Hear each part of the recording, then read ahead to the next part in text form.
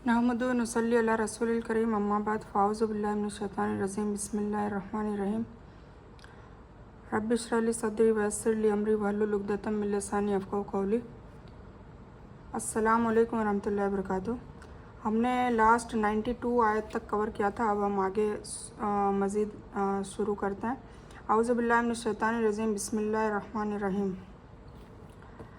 वइज़ अख़ज़ना मीसाक़कुम व रफ़अना फ़ौक़कुमुत-तूर ख़ुज़ू मा आतैनाकुम बिक़ुव्वतिन वस्मऊ क़ालू समिअना व अताअना वश्रिबू फ़ी क़ुलूबिहिमुल इज़्ला बिकुफ़्रिहिम क़ुल बिइस्मा अम्रा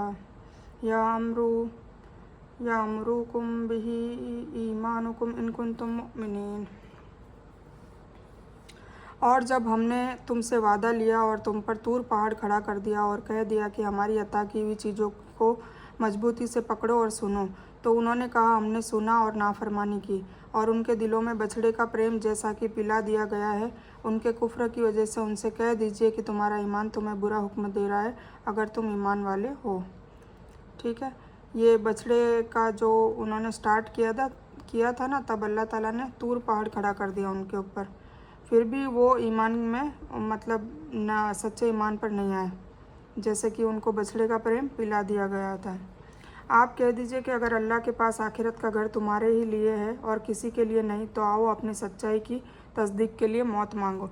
अब जैसे कि ये कहते थे कि अहले किताब जो यहूदी बनी इसराइल लोग हैं कि जन्नत तो सिर्फ हमारे लिए है, प्लस अगर हम थोड़ी बहुत जो भी हमने गलती नाफरमानी की है तो 1 दिन या 2 दिन उसके हिसाब से हम सज़ा पा के आखिर में तो जन्नत में जाएंगे। तो अल्लाह ताला कह रहा है कि उसके लिए फिर अपने लिए मौत मांगो तो पता चल जाएगा मरने के बाद तुम्हारे साथ क्या होना है। ठीक है, एक तो प्यार खुद ही ऐसा जज्बा है कि इंसान को अंधा और बहरा बना देता है। दूसरा, इसको पिला दी गई है का मतलब है कि पानी इंसान के नस नस और जिस्म की आंतों में दौड़ता है, जबकि खाने का सामान इस तरह नहीं होता। तो इसीलिए कहा है कि पिला दी गई है बछड़े की मोहब्बत। लेकिन अपने अमल को देखते हुए कभी भी मौत नहीं मांगेंगे, है ना। वो कहते तो हैं दुनिया को बेवकूफ़ बनाते और अपने आप को भी, पर वो मौत कभी नहीं मांगेंगे क्योंकि उन्हें पता है कि मौत के मिलने के बाद उनके साथ क्या हशर होना है। अल्लाह ताला जालिमों को अच्छी तरह जानता है। बल्कि सबसे ज़्यादा दुनिया की ज़िंदगी को प्यार करने वाला ए नबी आप उन्हीं को पाएंगे। ये ज़िंदगी की लालच में मुशरिकों से भी ज़्यादा है। उनमें से हर शख्स 1,000 साल की उम्र चाहता है, अगरचे ये उम्र दिया जाना भी उन्हें अजाबों से नहीं बचा सकता। अल्लाह ताला उनके अमल को अच्छी तरह देख रहा है। 1000 साल भी दे देंगे तो भी मौत तो आनी है और मौत के बाद अजाब होना है। ए नबी आप कह दीजिए कि जो जिब्रील के दुश्मन हो, जिसने आपके दिल पर अल्लाह का पैगाम उतारा है, जो पैगाम उनके पास की किताब की तस्दीक करने वाला और ईमान वालों की हिदायत और खुशखबरी देने वाला है, तो अल्लाह भी उनका दुश्मन है। जो इंसान अल्लाह का और उसके फ़रिश्तों और उसके रसूलों और जिब्रील और मिकाइल का दुश्मन हो, ऐसे काफिरों का दुश्मन खुद अल्लाह है ना। कि जो दूसरी जैसे फ़रिश्तों को, रसूलों को, जिब्रील, मिकाइल, जन्नत, दोजख इनको नहीं मानता, तो फिर ऐसे काफिरों का दुश्मन खुद अल्लाह है। और बेशक हमने आपकी तरफ वाज़ेह निशानियाँ भेजी है जिनको फासिकों के सिवाय और कोई इनकार नहीं करता। ये लोग जब कभी भी वादा करते हैं तो उनका एक न एक गुट उसे तोड़ देता है, बल्कि उनमें से ज़्यादातर ईमान से खाली है। हदीसों में है कि यहूदियों के कुछ आलिम नबी सल्लल्लाहु अलैहि वसल्लम के पास आए और कहा कि अगर आप सल्लल्लाहु अलैहि वसल्लम ने उनका ठीक जवाब दे दिया तो हम ईमान ले आएंगे, क्योंकि नबी के सिवा उनका जवाब कोई नहीं दे सकता। जब आप सल्लल्लाहु अलैहि वसल्लम ने उनके सवालों का जवाब ठीक ठीक दे दिया तो उन्होंने कहा कि आप सल्लल्लाहु अलैहि वसल्लम पर वही कौन लाता है। आप सल्लल्लाहु अलैहि वसल्लम ने फरमाया जिब्रील। यहूदी कहने लगे जिब्रील तो हमारा दुश्मन है, वही तो लड़ाई, कत्ल और अजाब लेकर उतरता रहा है, और इस बहाने से आप सल्लल्लाहु अलैहि वसल्लम को मानने से इनकार कर दिया। ठीक है, जिब्रील अलैहिस्सलाम को दुश्मन क्यों समझते थे? क्योंकि जब भी अल्लाह अजाब देता था, जितनी भी कौमें जिन्होंने गुनाह किए हैं तो उन पर अजाब आता था। कौम लूत हो गई, कौम आद हो गई, कौम समूद हो गई, है ना। तो बनी इसराइल के कितने भी गुट हो गए, तो उनको तो वो कौन लेकर आता था वो अजाब? जिब्रील अलैहिस्सलाम। तो ये अपने दुश्मन मानते थे जिब्रील अलैहिस्सलाम को, और इसीलिए फिर हुजूर पाक सल्लल्लाहु अलैहि वसल्लम को मानना बंद कर दिया, मतलब मानते ही नहीं थे। और नहीं मानने का एक कारण और मेन कारण तो यही है कि इनको इनकी कौम में से आखिरी नबी और नबियों का सरदार चाहिए था। और जब कभी उनके पास अल्लाह का कोई रसूल उनकी किताब की तस्दीक करने के लिए आया तो उन्हें अहले किताब के एक गुट ने अल्लाह की किताब को इस तरह पीछे डाल दिया जैसे जानते ही नहीं थे और उसके पीछे लग गए जैसे शैतान। सुलेमान के मुल्क में पढ़ते थे, है ना। सुलेमान ने तो कुफ्र न किया, बल्कि यह कुफ्र शैतानों का था। वे लोगों को जादू सिखाते थे और बाबिल में हारूत और मारूत 2 फरिश्तों पर जो उतारा गया था, वह दोनों भी किसी शख्स को उस वक्त तक न सिखाते थे जब तक वे यह न कह दें कि हम तो एक इम्तिहान है, तू कुफ्र न कर। फिर लोग उनसे वह सीखते जिससे पति पत्नी में फूट डाल दे। हकीकत में तो वे बिना अल्लाह की मर्जी के किसी को कोई नुकसान नहीं पहुंचा सकते। ये लोग वह सीखते हैं जो इन्हें न नुकसान पहुंचाए और न फ़ायदा पहुंचा सके, और वह निश्चित रूप से जानते हैं कि इसके लेने वाले को का आखिरत में कोई हिस्सा नहीं है। जादू टोने वाला, करने वाला, करवाने वाला और जो करता है उसको और जो करवाता है उसको, दोनों पे अल्लाह की लानत है। और वो बहुत ही बुरी चीज़ है जिसके बदले में वे अपने आप को बेच रहे हैं, अगर ये जानते होते।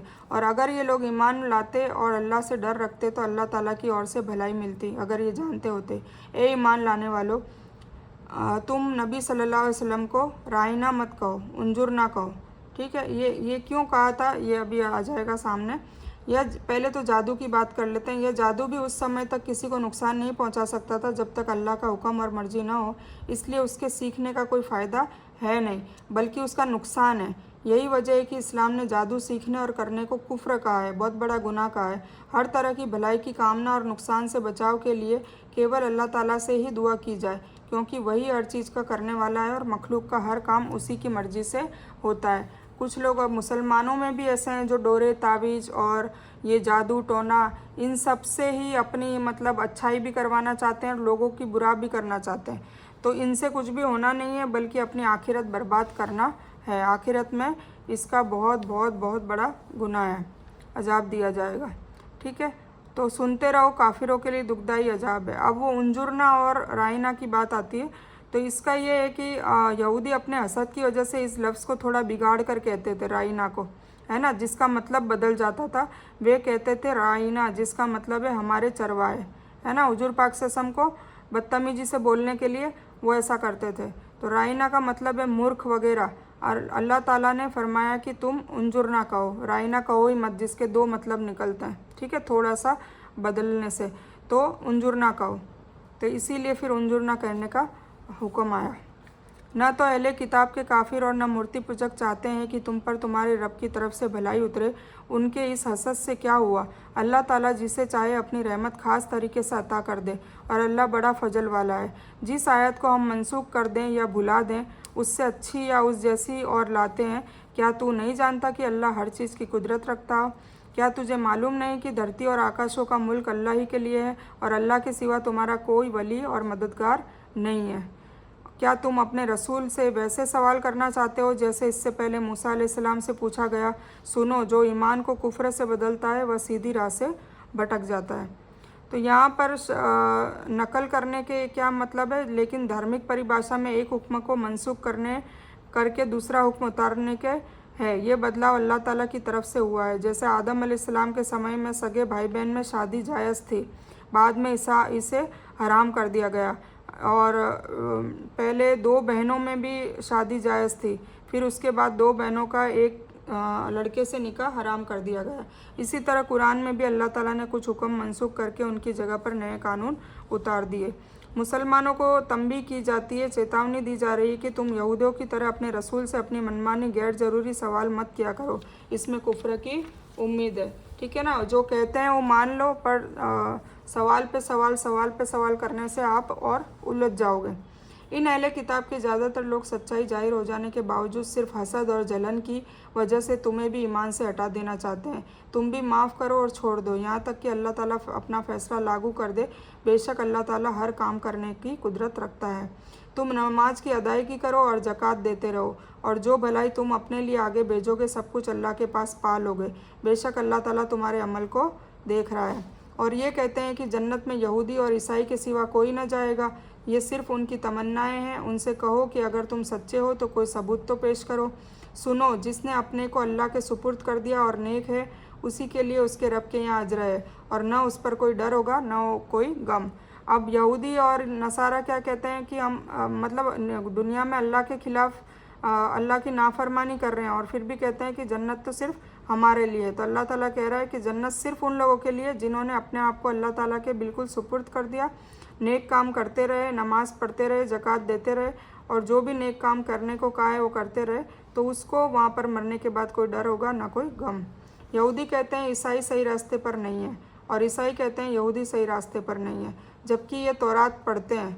इसी तरह इन्हीं जैसी जाहिल भी कहते हैं क़यामत के दिन अल्लाह इनके इस इख्तिलाफ़ का फ़ैसला कर देगा। क़यामत में अपना आप पता चल जाएगा यहूदी कहाँ जाने वाले हैं, ईसाई कहाँ जाने वाले हैं, मुसलमान में भी जो कुफर करते थे वो कहाँ जाने वाले हैं, है ना। तो सारा मैदान हशर में हिसाब किताब हो जाएगा। अहले किताब के मुकाबले में अरब के मूर्ति पूजक पढ़े लिखे नहीं थे, इसलिए उन्हें जाहिल कहा जाता था, लेकिन वे भी मूर्ति पूजक होने के बावजूद यहूदी और ईसाइयों की तरह इस झूठी उम्मीदों में मुब्तला थे कि वही सच्चाई पर हैं। इसीलिए वे नबी सल्लल्लाहु अलैहि वसल्लम को अधर्मी कहते थे, नाउज़ुबिल्लाह। मतलब खुद बुत परस्ती करते थे और हुजूर पाक सल्लल्लाहु अलैहि वसल्लम को अधर्मी कहते थे। और उससे बड़ा जालिम कौन है जो अल्लाह ताला की मस्जिदों में अल्लाह का जिक्र करने से रोके और उनको बर्बाद करने की कोशिश करे। ऐसे लोगों को डरते हुए उसमें दाखिल होना चाहिए। उनके लिए दुनिया में भी जिल्लत है और आखिरत में भी बड़ी बड़ी जिल्लत है। ठीक है, मतलब अल्लाह ताला का अभी हो रहा है ना, जैसे फ़िरका परस्ती है, तो नाउज़ुबिल्लाह बहुत मैंने तो खुद सुनते हुए, मतलब मैंने सुना है कि अगर कोई अहले हदीस जमातियों की या बरेलियों की मस्जिद में जाता है तो वहाँ जिक्र करने से उसको रोक दिया जाता है, नहीं रोकते हैं तो फिर मस्जिद धोने का कहते हैं, मस्जिद पाक करने का कहते हैं। इसी तरह बरेलवी, मतलब सारे फ़िरके में एक का नाम नहीं ले रही हूँ, सब आपस में इस तरीके से करते हैं। किसी की मोहब्बत ज़्यादा है, नफ़रत कम है, किसी की नफ़रत ज़्यादा है, मोहब्बत कम है, पर करते तो है ही। ठीक है, तो और पूरब व पश्चिम का मालिक अल्लाह ही है, तुम जिधर भी मुँह करो उधर ही अल्लाह का मुँह है। अल्लाह ताला बहुत ताकत वाला और जानने वाला है। हालांकि ये मस्जिद जो है, मस्जिद हरम के बारे में बात हो रही है, पर फिर भी अभी मुआशरे में हर मस्जिद में ऐसा अमूमन ऐसा मस्जिदों में होते हुए देखा है। कोई से एक ऐसी मस्जिद है जहाँ पर सब लोग अलाउ है और सब लोगों को मोहब्बत से ज़िक्र करने दिया जाता है। और ये कहते हैं कि अल्लाह ताला की औलाद है, वह पाक है, ये नसारा कहते हैं। यहूदी कहते हैं ना, ईसाई लोग कहते हैं ना कि ईसा अलैहिस्सलाम नाउज़ुबिल्लाह अल्लाह ताला के बेटे हैं, तो उनके लिए कहा जा रहा है कि और ये कहते हैं कि अल्लाह ताला की औलाद है, नहीं बल्कि वह पाक है। धरती और आकाशों की सारी मखलूक पर उसकी हुकूमत है और हर एक उसका फरमाबरदार है।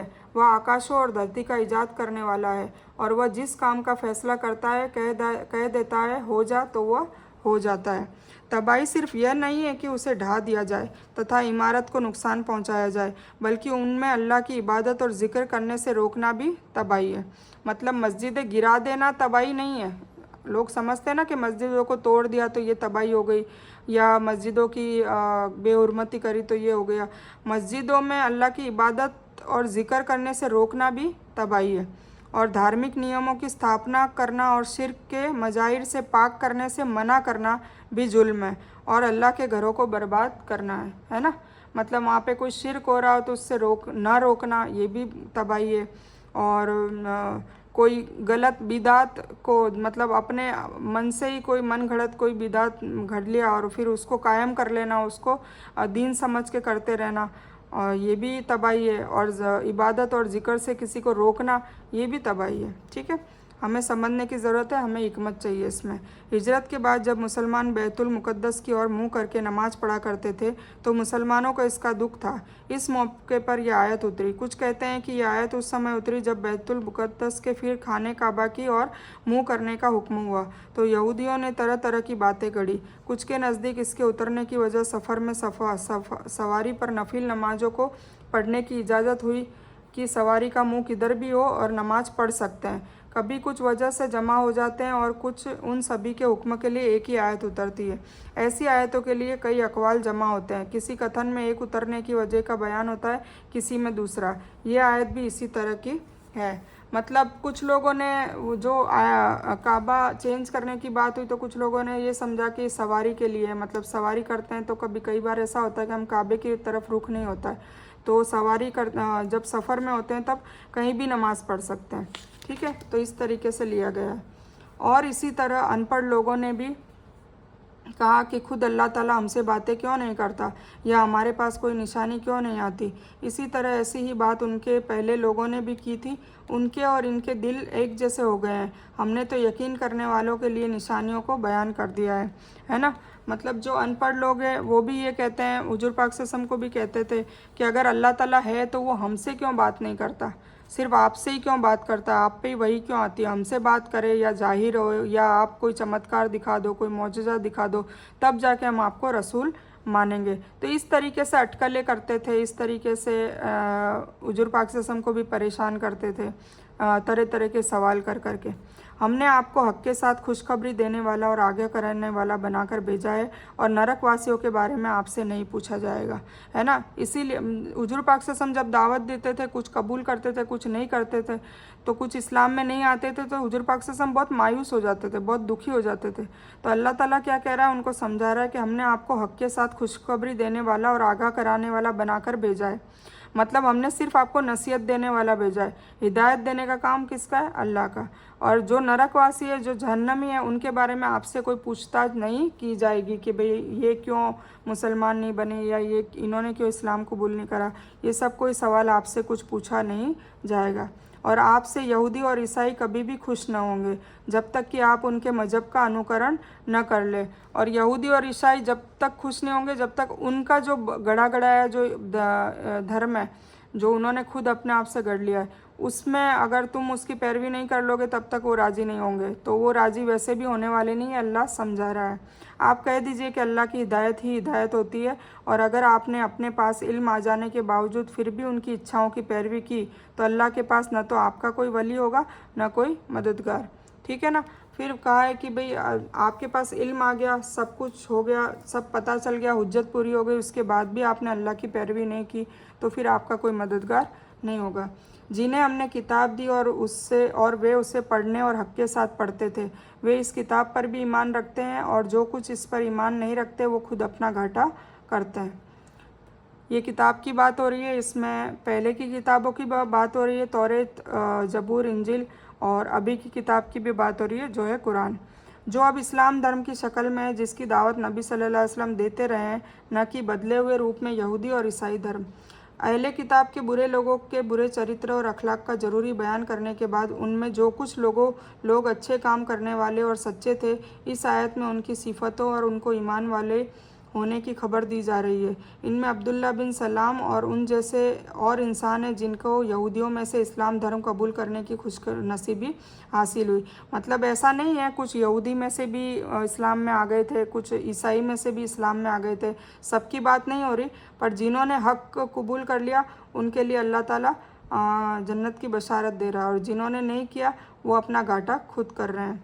वह इस तरह पढ़ते हैं जिस तरह पढ़ने का हक़ है, कि कई मतलब किए गए हैं, जैसे कि ध्यानपूर्वक पढ़ते हैं, ध्यान से पढ़ते हैं, जन्नत का बयान आता है तो जन्नत की तमन्ना करते हैं, उसके लिए दुआ करते हैं, आमीन कहते हैं, तथा जन्नम का बयान आता है तो उससे बचे रहने की भी दुआ करते हैं। ठीक है, हमें भी ऐसा करना चाहिए, जब भी जन्नत की बात आए तो हमें भी अल्लाह से दुआ करनी चाहिए कि अल्लाह ताला हमें भी ऐसे अखलाक वाले बना ताकि हमको जन्नत मिले, और तू हमसे राज़ी हो इस दुनिया में और आखिरत में भी, तो हमें जन्नत दे। और जब जहन्नम का जिक्र आए तो हमें भी दुआ करनी चाहिए कि अल्लाह ताला ऐसे जो भी गुनाह हो गए हैं जिससे जहन्नम मिल रही है, तो हमें ऐसे गुनाहों से बचा, हमें पाक रख, और हमें ऐसी जहन्नम की आग से बचा। तो हमें दुआ हमें भी करते रहना चाहिए। जन्नत का बयान आता है तो जन्नत की तमन्ना करते हैं, जहन्नम का बयान आता है तो उसे बचे रहने की दुआ करते हैं। इसके हलाल को तथा हराम को हराम समझते हैं, हलाल को हलाल समझते हैं, अल्लाह के कलाम को बदला नहीं करते जैसे दूसरे यहूदी करते थे। उन्होंने तौरेत को बदल दी थी ना, उसमें जो कुछ लिखा है लोगों को फिर बताते भी हैं, उसकी कोई बात नहीं छिपाते, इसकी स्पष्ट बातों के अनुसार अमल भी करते हैं, और गैर वाजिब बातों पर ईमान रखते हैं, और जो बात समझ में नहीं आती उन्हें आलिमों से हल भी करवाते हैं, और इसकी एक एक बात का पालन करते हैं। तो इसी तरह हम लोगों को भी करना है, जैसे ये करते थे, उनको अल्लाह ने बशारत दी जन्नत की, इसी तरह हमको भी इस किताब को पढ़ना है। ठीक है। ए बनी इसराइल, ए इसराइल के बेटों, मैं तुमको जो नेमतें दी है उन्हें याद करो, और यह कि मैंने तुम्हें सारे जहाँ में फजीलत अता कर रखी है। अल्लाह ताला बार बार बनी इसराइल के बेटों को ये चीज़ें याद दिला रहा है कि मैंने तुम्हें तमाम नेमतें दी, तुम्हें सारे जहाँ में फजीलत भी अता करी, मतलब अहले किताब बताया गया, तुम्हें इल्म में, दौलत में, शऊर में, हर चीज़ में, टैलेंट में, हर चीज़ में तुम्हें दुनिया के सारे लोगों से आगे रखा गया, पर तुमने वो सारी नेमतों को पाने के बावजूद भी मेरे से मतलब क्या करी, नाफरमानी करी। ठीक है, तो ये उनका तो चैप्टर क्लोज हो गया, पर हमें बार बार याद दहानी कराई जा रही है कि मुसलमानों तुम भी ये चीज़ों में मत आना, वरना तुम अपनी ज़िंदगी और आखिरत को गंवा बैठोगे। और उस दिन से डरो जिस दिन कोई इंसान किसी इंसान को फ़ायदा नहीं पहुंचा सकेगा, ना किसी इंसान से कोई बदला कबूल किया जाएगा, ना उसे कोई सिफारिश पहुंचा सकेगी, ना उसकी कोई मदद की जाएगी। ये कब की बात हो रही है? क़यामत के बाद की, मैदान हशर में जब होगा तब बताया जा रहा है अल्लाह ताला के इंसान को कोई भी इंसान फ़ायदा नहीं पहुंचा सकेगा और कोई भी इंसान का कोई बदला नहीं, जैसे कि इसने नमाज़ें नहीं पढ़ी तो मैं मेरी नमाज़ें ले लो, ये सब कुछ नहीं होगा, ना किसी की सिफारिश होगी, ना उसको किसी की कोई मदद आएगी। और जब इब्राहिम अलैहिस्सलाम कि उनके रब ने कई कई बातों से परीक्षा ली और उन्होंने सभी को पूरा कर दिखाया, तो अल्लाह ने फरमाया कि मैं तुम्हें लोगों का इमाम बना दूंगा। पूछा और मेरी औलाद को जवाब दिया कि मेरा वादा जालिमों से नहीं है। ठीक है ना, मतलब उन्होंने कहा कि इब्राहिम अलैहिस्सलाम की जितनी भी आजमाइश थी उसमें वो पास हुए, उन्होंने सारी आजमाइशें पूरी करी। हमने इब्राहिम अलैहिस्सलाम की स्टोरी सुनी है, उसमें कितनी आजमाइशें थी, शुरू से लेकर आखिर तक इब्राहिम अलैहिस्सलाम पे आजमाइश थी और अल्हम्दुलिल्लाह वो हर आजमाइश में पूरे भी उतरे, खरे उतरे। तो अल्लाह ताला खुश होकर क्या कह रहा है कि मैं तुम्हें लोगों का इमाम बना दूंगा। जो है अभी देखो हुजूर पाक सल्लल्लाहु अलैहि वसल्लम पे जो दुरूद इब्राहिम हम पढ़ते हैं, जो हर नमाज में पढ़ी जाती है, अल्लाहुम्मा सल्ली अला मोहम्मद वाला अली मोहम्मद कमा सल्लैता अला इब्राहीम वाला आले इब्राहीम इन्नका हमीदुन मजीद। तो क्या पढ़ते हैं हम कि इब्राहिम अलैहिस्सलाम जैसी जो इब्राहिम अलैहिस्सलाम की कौम पर और इब्राहिम अलैहिस्सलाम को जो सलामती दी, ऐसी सलामती हुजूर पाक सल्लल्लाहु अलैहि वसल्लम पे और उनकी आल पे भी अता फरमा। ठीक है, तो हम ये रोज़ाना की दुरूद इब्राहिम पढ़ते हैं। तो दुरूद इब्राहिम में इब्राहिम अलैहिस्सलाम को इमाम बनाया क्योंकि उनकी कई आजमाइशें ली और वो पास भी हुए। तो अब वो कह रहे हैं इब्राहिम अलैहिस्सलाम की ये भी इच्छा है कि मेरी औलाद के लिए क्या, तो अल्लाह ने क्या जवाब दिया कि जालिमों से मेरा वादा नहीं है, जो अच्छे होंगे उनके लिए भी वादा है। तो जो अच्छे थे तो उनको उनकी नस्लों में कई नबी निकले, एक नबी को बस हुजूर पाक सल्लल्लाहु अलैहि वसल्लम को छोड़ के सारे नबी उन्हीं की नस्ल में से तो निकले। ईसा अलैहिस्सलाम, मूसा अलैहिस्सलाम, याकूब अलैहिस्सलाम, यूसुफ अलैहिस्सलाम, अय्यूब अलैहिस्सलाम, दाऊद अलैहिस्सलाम, सुलेमान अलैहिस्सलाम, सारे नबी उनमें से निकले। तो और हमने बैतुल्ला काबा को इंसानों के लिए सवाब और अमन की जगह बनाया। तुम मुकाम इब्राहिम का मुकाम मस्जिद हराम में एक मुकर्रर जगह का नाम है जो काबा के दरवाजे के सामने थोड़ी बाएं हटकर है। इसको मुसल्ला, नमाज पढ़ने का मुकाम भी मुकर्रर कर लो, ये अल्लाह ने कहा। क्यों? क्योंकि इब्राहिम अलैहिस्सलाम को वो पॉपुलर करना चाहते थे और क़यामत तक पॉपुलर करना चाहते थे। क्यों? क्योंकि उनसे अल्लाह राज़ी हुआ था। तो काबा शरीफ भी उनसे और उनके बेटे इस्माइल अलैहिस्सलाम के हाथों से तामीर करवाया और उसको फिर कितना उसको इंसानों के लिए सवाब और अमन की जगह बनाया ताकि हर कोई हज करने जाए, उम्रा करने जाए। और फिर मुकाम इब्राहिम को भी मस्जिद हरम के एक मुकर्रर जगह का नाम भी दिया ताकि हर कोई समझ सके, उसको पहचान सके, एक पहचान दी। और फिर उसके बाद काबा के दरवाजे के सामने थोड़ी बाएं हटकर वहाँ पर ही नमाज, जब उम्रा पूरा होता है सारा सब कुछ हम कर लेते हैं, तवाफ़ और सही वगैरह सब, तो लास्ट में इब्राहिम अलैहिस्सलाम के मुकाम पे 2 रकात नमाज पढ़ने का भी कहा है। और ये अरकान है, ये फ़र्ज़ अरकान में से एक अरकान और डाला है। तो ये भी इस इब्राहिम अलैहिस्सलाम को एक मतलब एक रिस्पेक्ट दी है, एक उनको एक मर्तबा दिया है। और हमने इब्राहिम और इस्माइल अलैहिस्सलाम से वादा लिया कि मेरे घर के तवाफ़ करो और एतिकाफ़ करने वालों, रुकू करने वालों और सजदे करने वालों के लिए पाक साफ़ रखो। उनको ये हुक्म दिया जो आज दिन तक चला आ रहा है और हमेशा पाक साफ़ रखा जाता है। कलिमात से मुराद धार्मिक हुक्म, हज के कानून, बेटे की कुर्बानी, हिजरत, नमरूद की आग व सभी इम्तिहान है।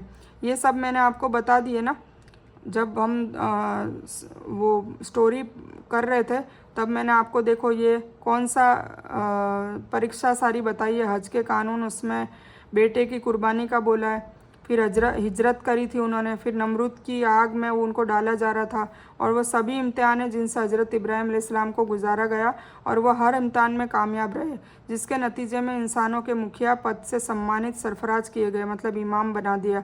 इसलिए मुसलमान ही नहीं, यहूदी, ईसाई, यहाँ तक कि अरब के मूर्ति पूजक सभी में उनके व्यक्तित्व का सम्मान और एहतराम होता है, उनको अगवा माना और समझा जाता है। ठीक है। इब्राहिम का मुकाम से मतलब वह पत्थर है जिस पर खड़े होकर हज़रत इब्राहीम अलैहिस्सलाम ने काबा को बनाया करते थे। इस पत्थर पर हज़रत इब्राहीम अलैहिस्सलाम के पैर के निशान भी है। अब इस पत्थर को एक शीशे में महफूज कर दिया गया है, जिसे हर हाजी और उम्रा करने वाला इंसान बैतुल्लाह की ज़ियारत के वक्त देख सकता है। इस जगह पर तवाफ़ पूरा करने के बाद 2 रकात नमाज पढ़ना सुन्नत है। और जब इब्राहिम ने कहा है मेरे रब तू इस जगह को मामून बना दे, मतलब शांति वाला नगर बना दे मक्का को, तो यहाँ के रहने वालों को जो अल्लाह और क़यामत के दिन पर ईमान रखने वाले हो फलों की रोज़ी अता कर। अल्लाह ने कहा कि मैं काफिरों को भी थोड़ा बहुत फ़ायदा दूंगा, फिर उन्हें आग के अजाब की तरफ मजबूर कर दूंगा। यह पहुंचने की बुरी जगह है। मतलब अल्लाह ने देखो उनके साथ साथ काफिरों का भी फ़ायदा हो गया, क्योंकि ये पूरे मक्का नगर में अल्लाह ताला ने रिस्क की कुशादगी कर दी, इनको तेल के कुएं भी दे दिए, मतलब इनको पूरे पॉपुलर कर दिए, पूरे दुनिया में पॉपुलर है मक्का की वजह से। मुस्लिम तो मुस्लिम, नॉन मुस्लिम भी जानता है कि मक्का एक ऐसी जगह है जो मुस्लिमों के लिए सबसे अव्वल जगह है मक्का, तो उसको भी फेमस कर दिया अल्लाह ताला ने। ये सब क्यों किया? ये सब इब्राहीम अलैहिस्सलाम की दुआ थी। जब इब्राहीम अलैहिस्सलाम और इस्माइल अलैहिस्सलाम काबा की बुनियाद को उठाते जाते थे तो कहते जाते थे कि ए हमारे रब तू हमसे कबूल कर, तू ही सुनने वाला और जानने वाला है।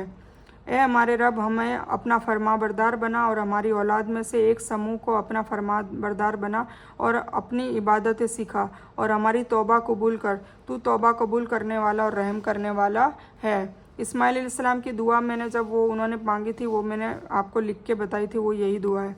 ठीक है। इस्माइल अलैहिस्सलाम ने ये दुआ मांगी थी कि हमें अपना फरमाबरदार भी बना और हमारी औलाद में से एक समूह जो अपना फरमाबरदार बना, वो हमें अपनी इबादतें सीखा और तुम्हारी तौबा भी कबूल कर। तो वो समूह कौन सा है? हुजूर पाक सल्लल्लाहु अलैहि वसल्लम वाला, और उनकी उम्मत हम लोग हैं। ठीक है। तो इस्माइल अलैहिस्सलाम की ये दुआ थी, ए हमारे रब उनमें से एक रसूल भेज, ये हुजूर पाक सल्लल्लाहु अलैहि वसल्लम के लिए बात की जा रही है, जो उनके पास तेरी आयतें पढ़े और उन्हें किताब व हिकमत सिखाए और उन्हें पाक करें, बेशक तू गालिब और हिकमत वाला है। तो अल्लाह ताला ने हज़रत इब्राहीम की दुआएं कबूल की। यह नगर अमन की नगरी भी है मक्का, और खेती न होने के बावजूद भी दुनिया के सभी फल और हर तरह के अनाज की अधिकता को देखकर इंसान दंग रह जाता है। यह हज़रत इब्राहीम और इस्माइल अलैहिस्सलाम की आखिरी दुआ है। यह भी अल्लाह ताला ने कबूल की। हज़रत इस्माइल अलैहिस्सलाम की औलाद में से हज़रत मोहम्मद सल्लल्लाहु अलैहि वसल्लम को रसूल बनाया। इसीलिए नबी सल्लल्लाहु अलैहि वसल्लम ने फरमाया, मैं अपने बाप हज़रत इब्राहीम अलैहिस्सलाम की दुआ, हज़रत ईसा अलैहिस्सलाम की खुशखबरी और अपनी माँ का ख्वाब हूँ। ठीक है। तो ये दुआ की वजह से। किताब से मतलब कुरान करीम और हिकमत से मतलब हदीस है। ठीक है ना। यहाँ किताब का जो जिक्र किया गया है वो कुरान है, और हिकमत का मतलब है हदीस जो हुजूर पाक सल्लल्लाहु अलैहि वसल्लम ने बयान करी। और इब्राहीम अलैहिस्सलाम के दीन से वही मुंह मोड़ेगा जो खुद बेवकूफ़ होगा। हमने तो उसे दुनिया में भी अपना लिया और आखिरत में भी वह नेक लोगों में से है। मतलब इब्राहीम अलैहिस्सलाम ने यकसू होकर एक अल्लाह की तौहीद के ऊपर चले थे। ऐसे ही हमें चलना है, ना कि हमें गुट परस्ती में ये फ़िरका परस्ती में नहीं पढ़ना है। हमें एक बन के सब एक उम्मत होके हमें यकसू होकर एक अल्लाह की इबादत करनी है। जब भी उनके रब ने कहा कि आत्मसमर्पण कर दो, सरेख हम तस्लीम कर दो, तो मैंने सारे जहाँ के रब के लिए आत्मसमर्पण कर दिया, ये हमेशा कहते थे। इसी की वसीयत इब्राहिम और याकूब ने अपनी औलाद को भी की कि हमारे बच्चों, अल्लाह ताला ने तुम्हारे लिए इस धर्म को ही निर्धारित कर दिया है, खबरदार तुम मुसलमान ही मरना, है ना। सबको वसीयत करके गए उनके रसूल उनके बच्चों को। क्या तुम हज़रत याकूब की मौत के वक्त हाजिर थे जब उन्होंने अपनी औलाद से कहा कि तुम मेरी मौत के बाद किसकी इबादत करोगे? तो सभी ने जवाब दिया था कि आपके रब की, आपके बुजुर्ग इब्राहिम और इस्माइल और इसहाक के माबूद की, जो एक ही है, और हम उसी के ताबेदार रहेंगे। बनी इसराइल ने इन्होंने वादा किया था पर वादे के खिलाफ उतर गए। यह उम्मत जो गुजर चुकी है, जो उन्होंने किया वो उनके लिए है और जो तुम करोगे वो तुम्हारे लिए है। उसके अमल उनके बारे में तुमसे नहीं पूछा जाएगा। ये हमें कहा जा रहा है कि जो उम्मत गुजर चुकी है उन्होंने जो भी किया भला बुरा वो उनके लिए है, ठीक है। उनकी जवाब उनसे पूछे जाएंगे। पर तुम अगर ऐसा करोगे तो फिर तुम्हारे लिए भी अजाब हो जाएगा। तो हमें बार बार याद दहानी कराई जा रही है कि हमें उनकी करतूतें नहीं लेनी है। किनकी? बनी इसराइलियों की। ये कहते हैं कि यहूदी और ईसाई बन जाओ तो हिदायत पाओगे। तुम कहो कि सही रास्ते पर तो इब्राहिम अलैहिस्सलाम के पैरोकार है, और इब्राहिम अलैहिस्सलाम सिर्फ अल्लाह के फरमाबरदार थे, वे मूर्ति पूजक नहीं थे। हज़रत इब्राहिम अलैहिस्सलाम और हज़रत याकूब अलैहिस्सलाम ने सत्य धर्म की वसीयत अपने औलाद को की, जो यहूदी धर्म नहीं इस्लाम धर्म ही है, जैसा कि यहाँ भी इसका बयान मौजूद है और कुरान करीम में कई जगहों पर भी इसका तफसीली बयान है। यहूदी मुसलमानों को यहूदी धर्म की और ईसाई धर्म की ओर दावत देते थे। कहते थे कि हिदायत का नूर इसी में है ना। मुसलमानों को उल्टा यहूदी धर्म में डालने की कोशिश करते थे, यहूदी और ईसाई की। अल्लाह ताला ने कहा कि उनसे कहो कि हिदायत सिर्फ इब्राहिम अलैहिस्सलाम के धर्म में है, जो हनीफ था, मतलब सिर्फ और सिर्फ एक अल्लाह का पैरोकार था और उसी की इबादत करने वाला था, और वो मूर्ति पूजक नहीं था, वो मुशरिकीन नहीं था। तो ये बताया जा रहा है, जिनको ये खुद भी मानते हैं इब्राहिम अलैहिस्सलाम को। ठीक है, हम यहाँ तक ही इसको करते हैं। चलो हम ले लेते हैं, क्योंकि ये पारा नंबर 1 यहाँ 141 पे ख़त्म हो रहा है। ठीक है। ए मुसलमानों, तुम सब कहो हम अल्लाह पर ईमान लाए और उस पर भी जो हमारी तरफ उतारी गई। किसको? कुरान पे, जो इब्राहिम, इस्माइल, इसहाक, याकूब और उनकी औलाद पर उतारी गई, और जो कुछ अल्लाह की तरफ से मूसा, ईसा और दूसरे नबियों को दिए गए। हम उनमें से किसी के बीच फ़र्क नहीं करते, हम अल्लाह के ताबेदार हैं। सब पे जो किताबें उतारी गई, सब जो नबी है, सबका धर्म क्या था? इस्लाम। तो तुम्हें भी वही करना है, मुसलमानों को कहा जा रहा है। अगर वह तुम जैसा ईमान लाए तो हिदायत पाएंगे, और अगर मुंह मोड़ेंगे तो खिलाफ में है। अल्लाह ताला उनसे निकट मुस्तकबिल में तुम्हारी मदद करेगा, वह अच्छी तरह से सुनने और जानने वाला है ना। इसीलिए ये इस हिसाब से हमें बताया है कि हमें भी उन लोगों को दावत देनी है। अगर वो आएंगे, हुज्जत पूरी कर दे, या बस हमारा काम हुज्जत पूरी करना है, उनको नसीहत करना है, उन्हें दीन बताना है। अगर वो आएंगे तो उनके लिए फ़लाह है, और उनके थ्रू तुम्हारी भी फ़लाह है। और अगर वो नहीं आएंगे तो तुम्हारे से कोई सवाल जवाब नहीं पूछा जाएगा, तुम्हारी कोशिश देखी जाएगी और उनको घाटा है। अल्लाह का रंग अपना लो, अल्लाह ताला से अच्छा रंग किसका होगा? अल्लाह ये कह रहा है, कितना बड़ा, मुझे ये सेंटेंस बहुत अच्छा लगता है कि अल्लाह का रंग अपना लो। अल्लाह से अच्छा रंग किसी का हो ही नहीं सकता। हमें तो उसी की इबादत करने वाले बनना है। यानी ईमान यह है कि सभी नबियों को अल्लाह ताला की ओर से जो कुछ भी मिला है उन पर उतरा है, सभी पर ईमान लाया जाए, किसी भी किताब या रसूल का इनकार न किया जाए।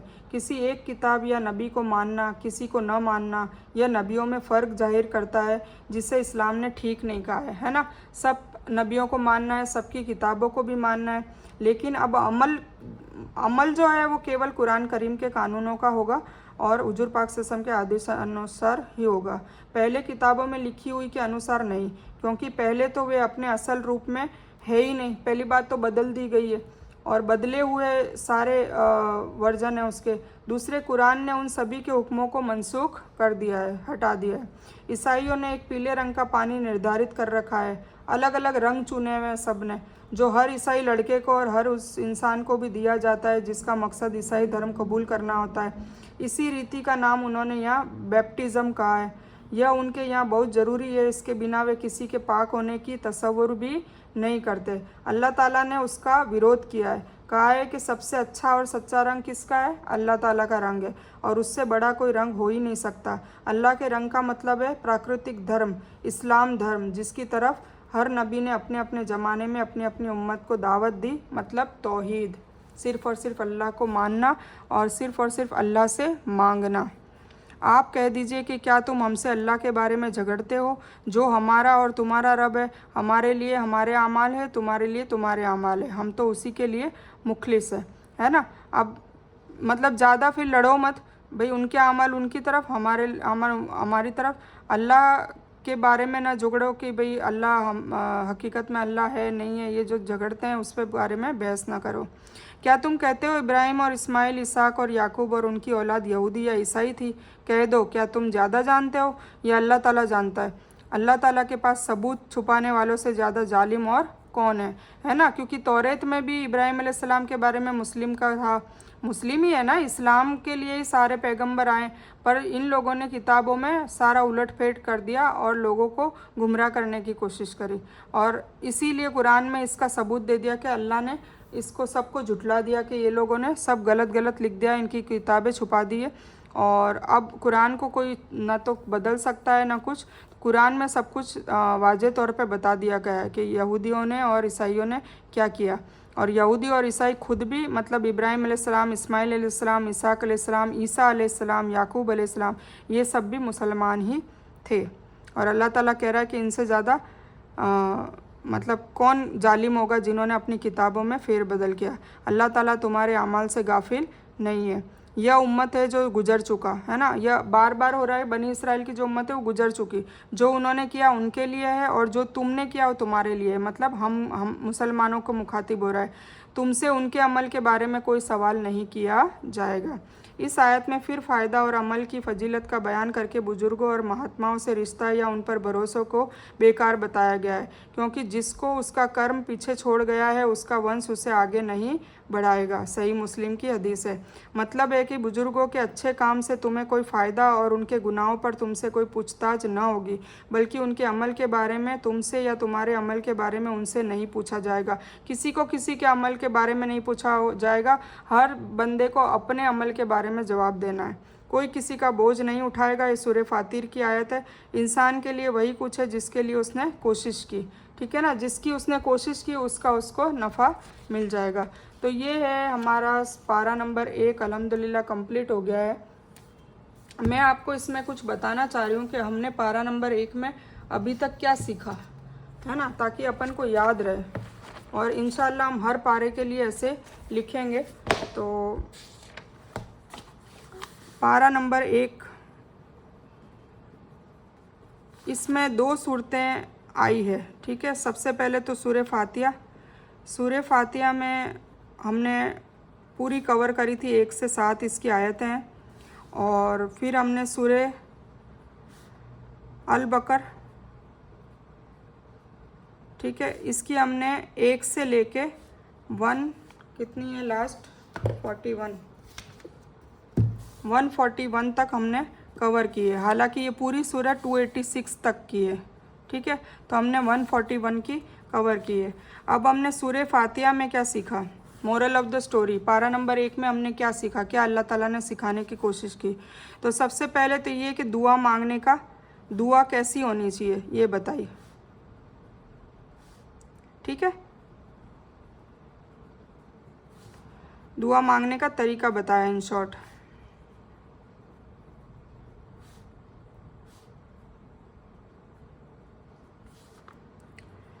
कैसे मांगनी चाहिए, सबसे पहले अल्लाह ताला की तारीफ़ करनी है,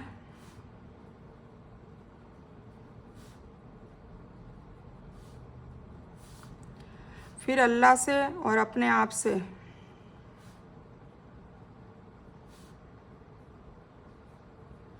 तौहीद का वादा।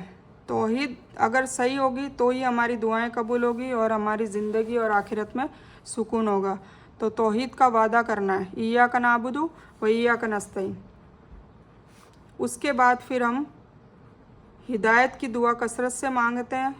हिदायत की दुआ हमें मांगनी है, हमेशा मांगनी है, क्योंकि सबसे बेहतरीन दुआ हिदायत की दुआ है, ठीक है। और ये तो हो गया हमने जो सूरह फातिहा में पढ़ा, ठीक है। अब हम अल बकर की बात करते हैं। अल बकर में हमने क्या सीखा अभी तक। पहले तो अल बकर में क्या ज़िक्र है, 9 चीज़ों का ज़िक्र है। सबसे पहले क्या है, 3 टाइप के लोग बताएं, मुत्तकी, दूसरे मुनाफिकीन और तीसरे काफिर। मुत्तकी कौन है, जो अल्लाह से डरते हैं, तकवे वाले, अल्लाह की रज़ा के लिए हर काम करने वाले, ठीक है। मुनाफिकीन दिल में कुछ और ज़ुबान पे कुछ।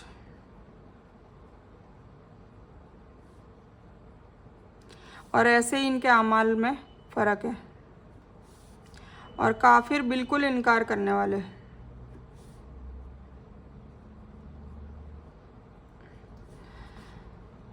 दूसरा हमने पढ़ा आदम अलैहिस्सलाम की स्टोरी।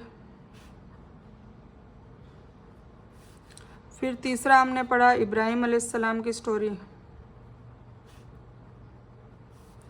चौथा हमने पढ़ा मक्का की बात हो रही है, इब्राहिम अलैहिस्सलाम के रिलेटेड ही है, ठीक है। पांचवा हमने मूसा अलैहिस्सलाम की भी स्टोरी कुछ पढ़ी है इसमें, ठीक है। और इसके अलावा हाँ, फिर इब्लिस की बात भी आई है इसमें। अब एक चीज़ बता दूं, इसमें 3 टाइप के किस्से हो गए। एक आदम अलैहिस्सलाम जिन्होंने गलती करी, गुनाह कर लिया मिस्टेक से और माफ़ी मांग ली, मतलब फेल हुए, बाद में पास भी हो गए माफ़ी मांग के। इब्राहिम अलैहिस्सलाम को आदम अलैहिस्सलाम की आजमाइश हुई, पर उन्होंने एक गलती करी और फिर उसके बाद उनको दुनिया में उतार दिया गया और फिर उन्होंने माफ़ी भी मांग ली और फिर वो पास हो गए। इस तरह इब्राहिम अलैहिस्सलाम की आजमाइश हुई, हमेशा पास हुए, 100% कामयाब। तो उनको अल्लाह ताला ने दुनिया में इमाम बना दिया, आखिरत में भी इमाम है, और उनकी नस्लों को नबी और रसूल बना दिया, इतने सारे इनामत दे दिए, ठीक है। मक्का के बारे में आता है कि मक्का हमारा जो शहर है और अमन की शांति वाला शहर है। हज होता है तो हज का भी उसमें चैप्टर हमने पढ़ लिया, उम्रे का चैप्टर पढ़ लिया उसमें, ठीक है, उसके अरकान वगैरह। और जो भी इब्राहिम अलैहिस्सलाम की कुर्बानी वगैरह सब उन्होंने करी, जो आजमाइशें करी, वो सारे उसके अरकानों में डाल दिया। अभी भी आजरा का सही करने का तरीका ये सब याद है ना आपको, ठीक है। मूसा अलैहिस्सलाम में बात आती है कि मूसा अलैहिस्सलाम और फ़िरौन की थोड़ी नोक झोंक। और इब्लिस का ऐसा है कि देखो ये 3 टाइप के लोग थे इसमें भी, जैसे मुत्तकी, मुनाफिकीन, काफिर, ठीक है ना। तो इसमें इन दोनों को भी ये है कि तौबा करेंगे तो ये भी आ सकते हैं, मुत्तकी बन जाएंगे तो तौबा अल्लाह ताला कबूल करता है मरने से पहले तक। तो आदम अलैहिस्सलाम ने गलती की, नाकाम रहे, फेल हुए और उसके बाद माफ़ी मांगी, माफ़ी मांगने के बाद वो पास हो गए। इब्राहिम अलैहिस्सलाम ने गलती की नहीं, जब भी आजमाइश की सरे खम तस्लीम, पास हुए, 100% कामयाब, और उनको नेमतों पे नेमतें दी गई। और इब्लिस ने क्या करा, उसने गलती की और उसने माफ़ी नहीं मांगी और तकब्बुर किया, और वो हमेशा हमेशा के लिए जहन्नमी हो गया।